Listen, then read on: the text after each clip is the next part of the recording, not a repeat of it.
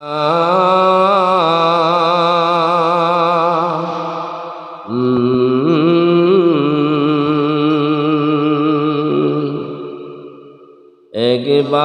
দেখা দাও হে রাসূল,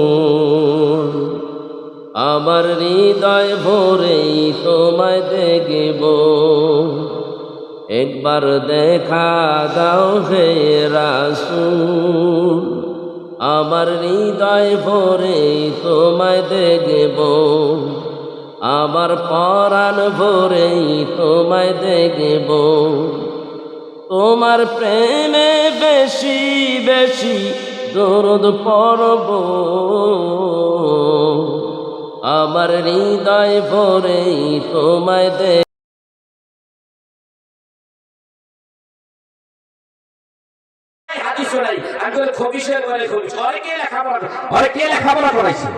এটা তো খবিশ, এটা লেখাপড়া করে নাই।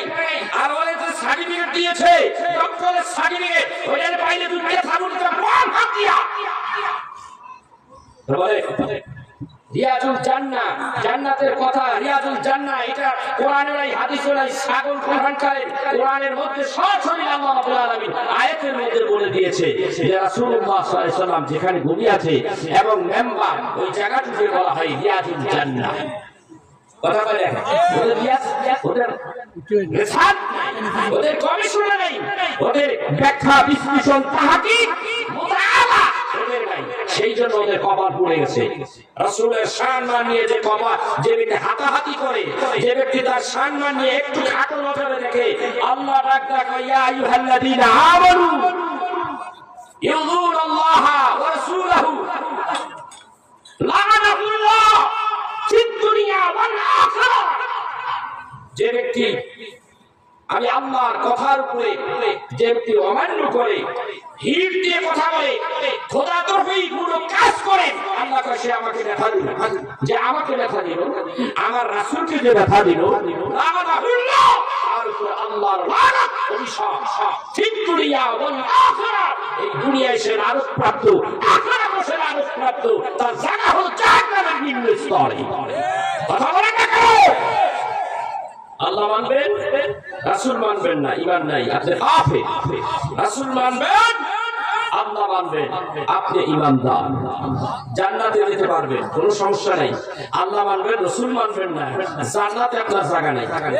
আর আপনি যদি গুনাহগার পাপিষ্ঠ হন, আল্লাহ মানলেন, রাসূলও মানলেন, আপনি কারাগার জাহান্নামে যাবেন, একদিন বের হয়ে আসতে পারবেন। ওই কলেমার ঈমানের কারণে আপনাকে বের করে আল্লাহ একদিন জান্নাতে দেবেন। আর যদি ঈমানই না থাকে, যত নামাজ পড়েন, যত রোজা রাখেন, টিকটি পড়ান, এখানে কালো দাগ হয়ে যাবে। ঈমান নাই, হাজার বছর ইবাদত করবেন, কোনো দাম নাই। আল্লাহ কয় জাহান্নাম ছাড়া তোর উপায় নাই। কথা বলেন না কেন? ঈমানই নাই, তাও আপনার আমলের কোনো দাম আছে?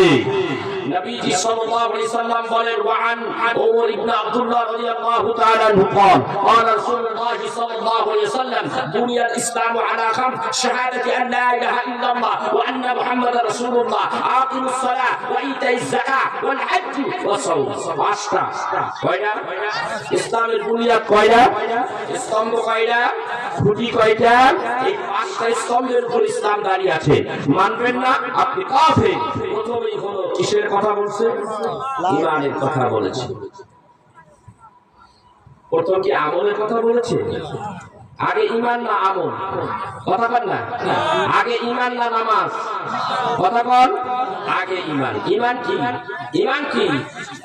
আশহাদু আল্লা ইলাহা ইল্লাল্লাহু ওয়াহদাহু লা শারীকা লাহু ওয়া আশহাদু আন্না মুহাম্মাদান আবদুহু ওয়া রাসূলুহু। আপনি মনে প্রাণের থেকে বলবেন আমি সাক্ষ্য দিচ্ছি there is no God except Allah, Muhammad is he the prophet, লা ইলাহা ইল্লাল্লাহ মুহাম্মাদুর রাসূলুল্লাহ সাল্লাল্লাহু আলাইহি ওয়াসাল্লাম। আপনি যখন বিশ্বাসের সাথে এই কলেমা পড়বেন, আপনি হয়ে যাবেন ঈমানদার। আর ঈমানদারের জন্য এখন কর্ম হবে আকিমুস সালাহ ওয়া ইতাইজ যাকাত ওয়াল হজ্জ ওয়া সাওম। এই ব্যক্তির উপরে চারটা কর্ম এসে দেখে যাবে। এক নাম্বার হলো ঈমান আনলেন, ঈমানের পরে চারটা কর্ম, চারটা কর্মের ভিতরে দুইটা কর্ম আরো বৃদ্ধি পাবে ধনী ব্যক্তির জন্য, আর গরিব ব্যক্তির জন্য হবে দুইটা। এক নম্বর হলো কলেমা, ঈমান আনলেন, ঈমানের পরে যেই ব্যক্তি গরিব তার উপরে কর্ম হলো নামাজ, তারপরে রোজা। নামাজ আর রোজা আপনার জন্য ফরজ। টাকা নাই, পয়সা নাই, আপনার উপরে যাকাত ফরজ হয় নাই, আপনার জন্য হজ বাইতুল্লাহ হজ আপনার উপরে ফরজ হয় নাই। আর গরিব ব্যক্তির উপরে নামাজ ফরজ, রোজা ফরজ, যাকাত দেওয়া ফরজ, হজ বাইতুল্লাহ যাওয়া ফরজ। ও বাবাজি, মনে রাখতে হবে এই চারটা বস্তু, পাঁচটা পিলারের উপরে ইসলাম দাঁড়িয়ে আছে। এইবার একটু হিসাব করে নেন, কোনটা আপনি রাখছেন, কোনটা ছেড়েছেন। কত মানুষ কোটি কোটি টাকার মালিক, বাবা হজে চলে যাবো যাবো একটু গুছিয়ে গেছে, পরের বছর বাবা যাইবেন না, একটু গুছাই লই। আল্লাহ কয় রাখ, তোর কপালে গুছাই, গুছাইতে গুছাইছে ফাটা শেষ। চাইয়ে দেখে নিঃশ্বাস নাই, মানে কি হয়েছে কথা মানে শেষ, মরে গেছে। আর কপাল হজ নাই, কোটি কোটি টাকার মালিক, কপাল হজ নাই। আর গরিব একটা মানুষ চিন্তা করেছে খাওয়া দাওয়ার পরে আমার কাছে যেই পরিমাণ অর্থ আছে, এই অর্থ দিয়া আমি হজে যাইতে পারি, তাহলে তোমার উপর হজে যাওয়া ফরজ হয়ে গেছে। এই বেলা মাঝখান দিয়ে ভুলিয়ে গেছে। এই বেলা আবার কোনো কোনো বেলা আছে বছর একবার জায়গা আছে না নাই, ওর কপালে নাই। এটা কপালের ব্যাপার, তো দিনের ব্যাপার, ঠিক না ধরে ফল। একজন আল্লাহ বলা ব্যক্তি, একজন আল্লাহ বলা হবে এই ব্যক্তি, এটা তো দিনের ব্যাপার। কথা বল না কে? 5 ওয়াক্ত নামাজ পড়বেন, এটা তো দিনের ব্যাপার। নিজেই তো তকদীরের দিকে মেহনত করেন না, তো আপনি কিভাবে আপনার তকদীরের জগতে আপনার তাকদীর, আপনার তাকদীরকে আল্লাহ প্রশস্ত করে দিবেন? আপনি তো মেহনত করতেছেন না। নামাজি হতে হবে, আপনার মনে করতে হবে ফজর ছাড় না, ফজরের নামাজ পড়বো, যোহর পড়বো, আসর পড়বো, এশা পড়বো, মাগরিব পড়বো, এশা পড়বো, 5 ওয়াক্ত নামাজ ছাড়বো না। এটা যদি আপনি নিয়ত করেন, কোনোদিন নামাজ পড়বেন না।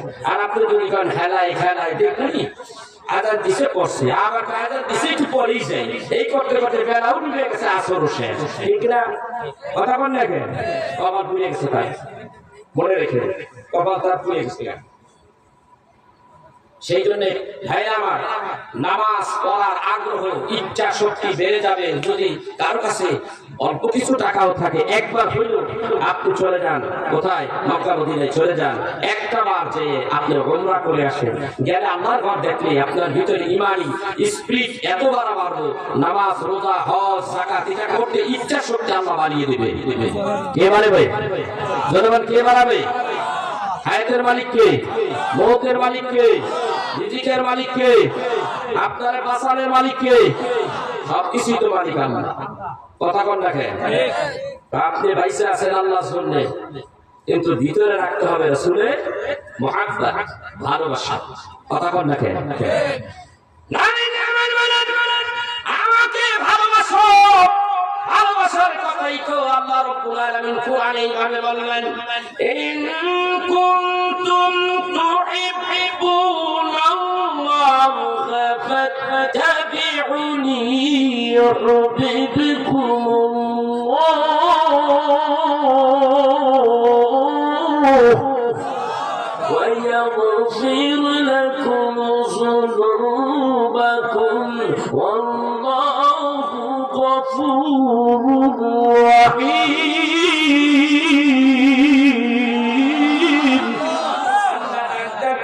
তোমরা যদি আমারে পেতে চাও, আমার ভালোবাসা যদি পেতে চাও, তাহলে আমার হাবিবকে ভালোবাসো।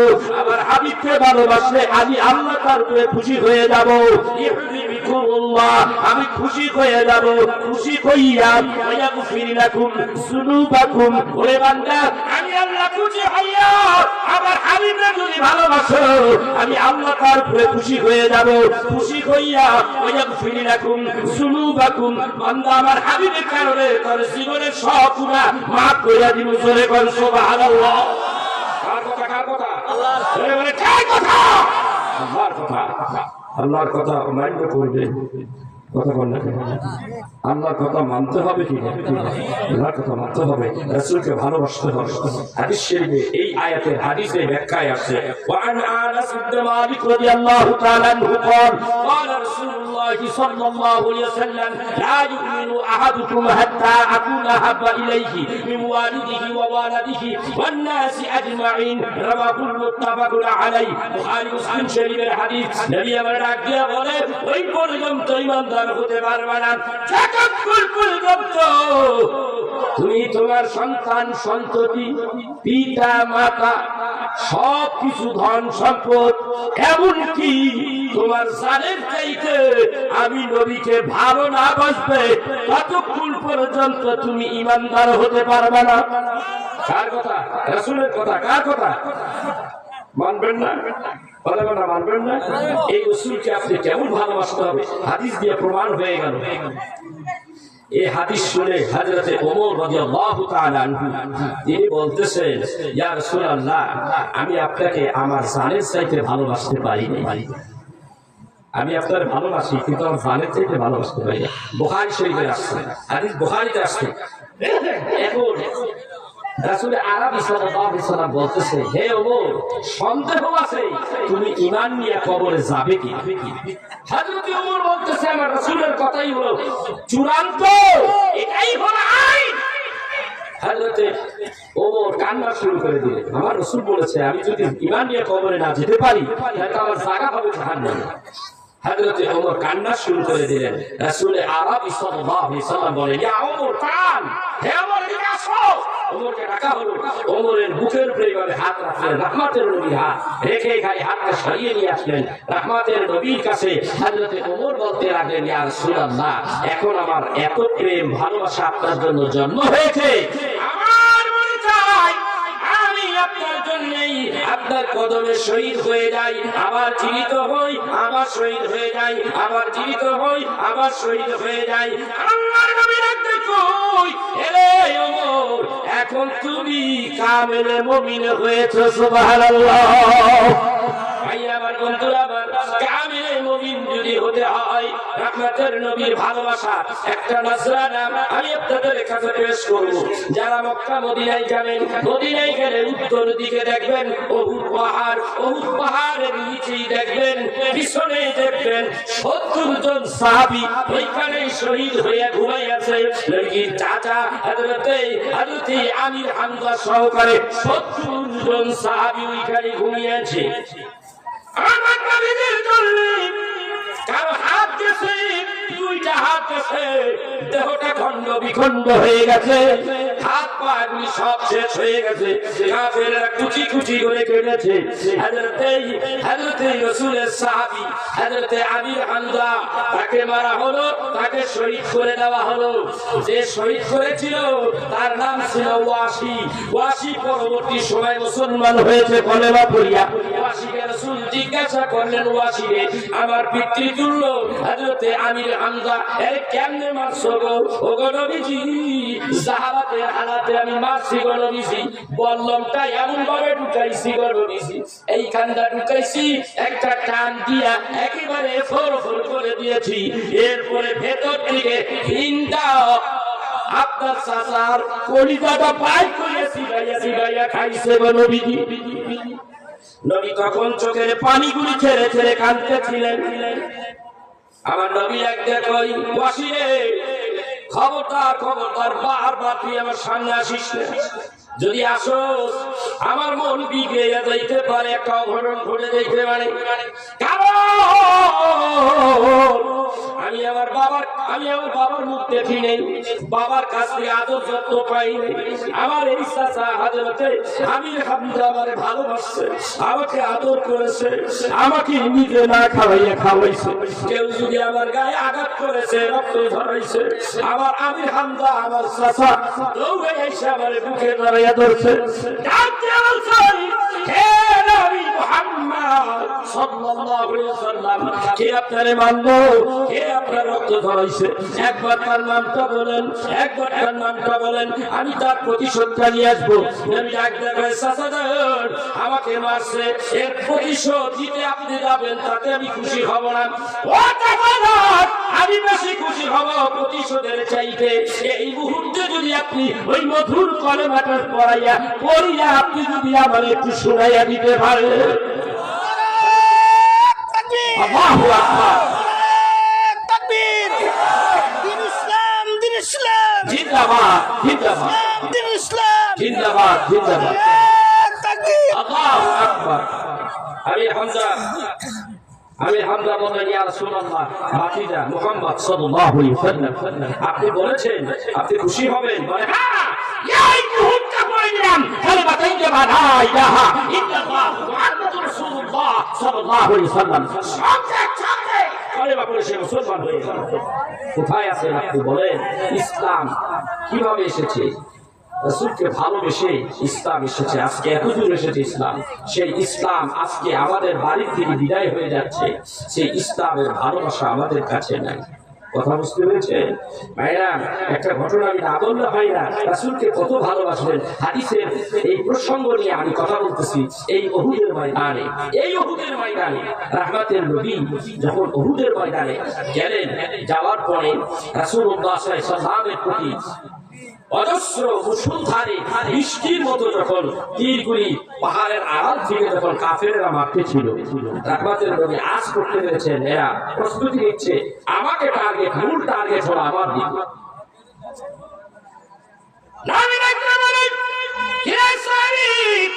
এমন কোন সাহাবী আসস্তি নেই।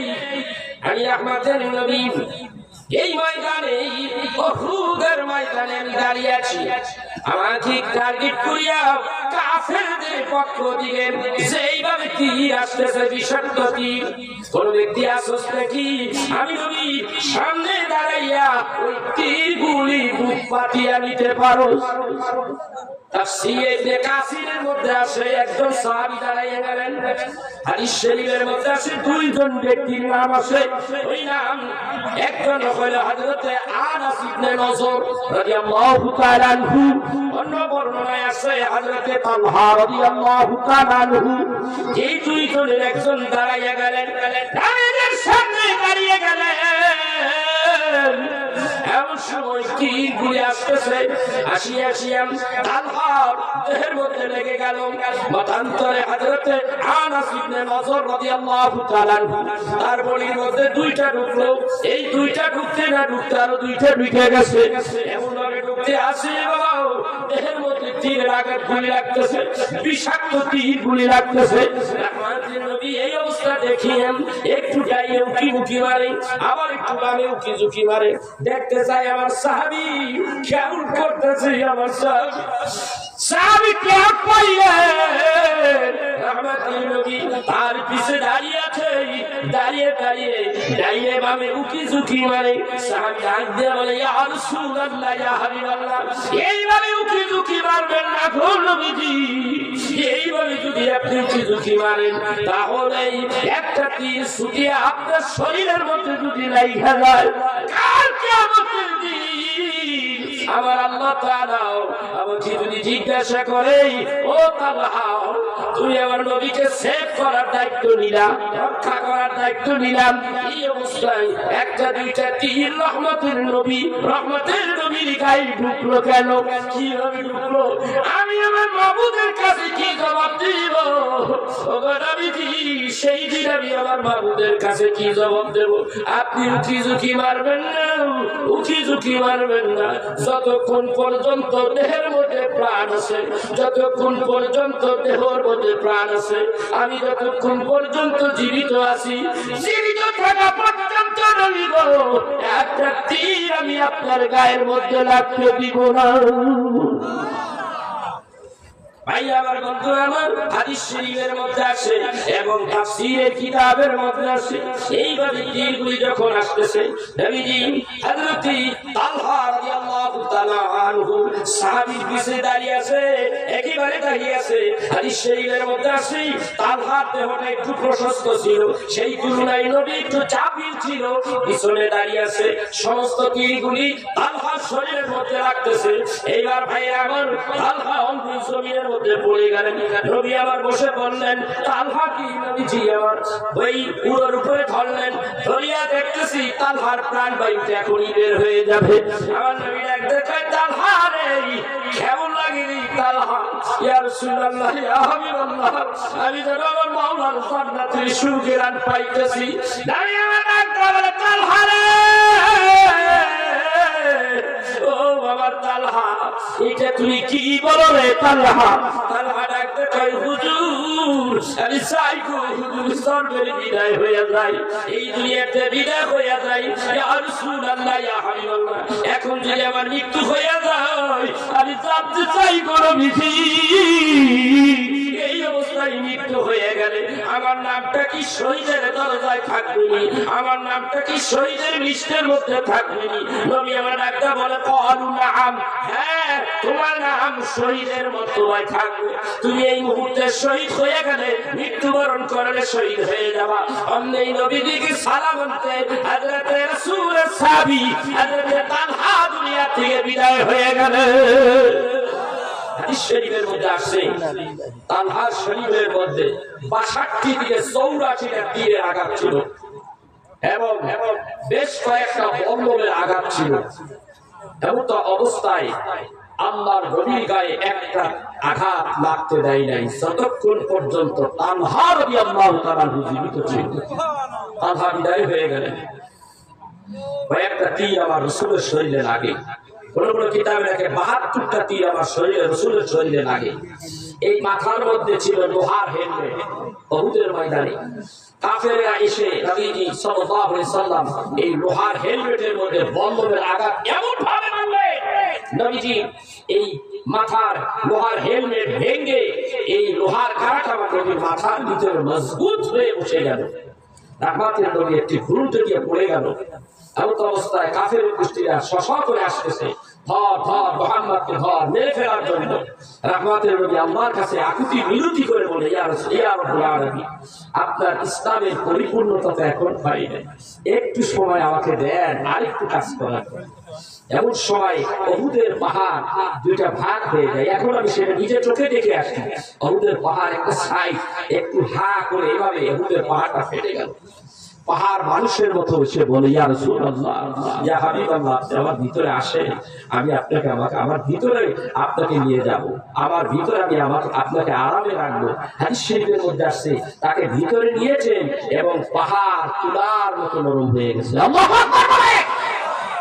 এই হলো রাসূলের ভালোবাসা, এই হলো রাসূলের মুহাব্বত। ভাই আমার অনেক লম্বা কথা, আমি একটু আমার বিষয়বস্তু থেকে একটু আলাদা অন্যদিকে চলে আসছি। তো বন্ধুরা আমার, এবার রাসূল আরবি সাল্লাল্লাহু আলাইহি সাল্লাম গেলেন একেবারে সপ্তম আসমান পেরিয়ে চলে গেলেন। যখন উপরের দিকে যাচ্ছে, তার বাহন যাচ্ছে তো যাচ্ছে, রাহমাতের নবীকে অভয় দেওয়ার জন্য আল্লাহ রাব্বুল আলামিন একজন ফেরেশতা হযরত আবু বকরের সরে তাকে তার শটটা আবু বকরের মতো, আবু বকরের শট দিয়ে আল্লাহ রাব্বুল আলামিন তাকে রিসিপশন করাচ্ছেন। হযরত রাসূল আরবি যেন ভয় না পান। এক বর্ণনায় লিখেছেন, অন্য জায়গায় লিখেছেন রাহমাতের নবীকে আল্লাহ নিজে সালাম দিচ্ছেন, ইয়া মুহাম্মদ ফাইন্না রাব্বাকা ইউসাল্লি, নবী আপনাকে আল্লাহ সালাম দিচ্ছে। আমার আল্লাহ তাআলা রাহমাতের নবীকে সালাম দিয়ে দিয়েছে। এখন আমি বলতে চাচ্ছি, আমার নবীকে আল্লাহ সালাম দিয়েছে। আপনি বলুন তো, এই সালামের জবাব কিভাবে দেওয়া হবে? জানা আছে?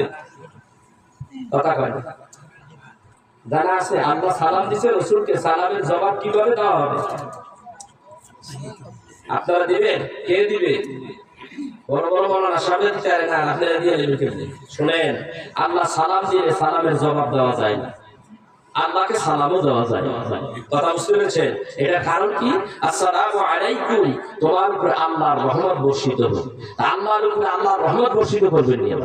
কথা বল না, আল্লাহ মানুষের কাছ থেকে কিছু চায় না, আল্লাহর পক্ষ থেকে মানুষের কল্যাণের জন্য আসে। কথা বলেন না কেন? আল্লাহর তরফ থেকে আসে। আল্লাহ চাই কি না, আল্লাহ রাসূল দিবা। হাদিস শরীফের মধ্যে আছে আপনি অর্থ দান করবেন, বরাদ্দ করে পকেটের ভিতর থেকে বের করে ওখানে ফেলাবেন, একটা জায়গায় দিবেন, এই স্টোরের মধ্যে আপনি টাকা দিবেন মসজিদের জন্য। ওই মসজিদের টাকা এখানে পড়ার আগে আল্লাহ তাআলা তার আশা আজিমে এই ভান্ডের মধ্যে এই টাকা নিয়ে যায়, নিয়ে কয় এই যে কবুল করে দিলাম, যা এবার ঘুরে এই জায়গায় পড়ে। সুবহানাল্লাহ বলবেন না? দানের এত দাম, কথা বুঝতে পেরেছেন ভাইয়া? রাহমাতের নবী চলে গেলেন, ওখানে সালাম কালাম হলো, আল্লাহর নবী কে সালাম দিলেন। এখন সালামের জবাব তো দেওয়া যায় না। রাহমাতের নবী বলতেছে, হাদিস শরীফ আসছে মিশকাতের হাদিসে, আল্লাহ তাআলা বলেন আসসালামু আলাইকা আইয়ুহা